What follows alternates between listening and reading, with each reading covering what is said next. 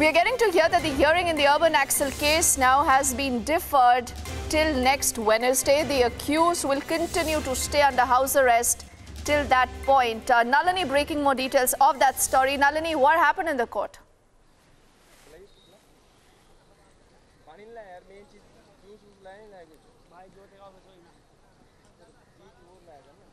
Well, Deepthi, we are given to understand that the Maharashtra police was pulled up by the Supreme Court mainly for interacting with the media and giving the details of this entire investigation out in the public before they actually came to the Supreme Court. But at the same time, the Supreme Court has also adjourned the case till next Wednesday. They've asked for the interim order that had asked for all of these activists to be under house arrest till today, to continue till next Wednesday. That is when the Supreme Court is going to be looking at this matter further. We are given to understand that there were some arguments happening on the side of the state by the Maharashtra police as well as on the side of the defendants, and what the conclusion of it has reached, is the fact that they will continue being under house arrest till the time the Supreme Court does not further decide on this entire issue and exactly what the fate of these so-called activists who are accused of inciting violence in the Bhima Koregaon incident is going to be. So till next Wednesday is when they continue being under house arrest, and we'll have to wait and see exactly what the Supreme Court decides after that.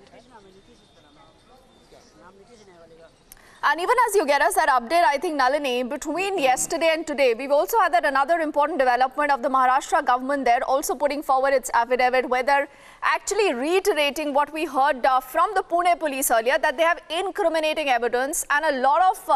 other, data to actually prove that all these people that they have actually now put under house arrest are guilty.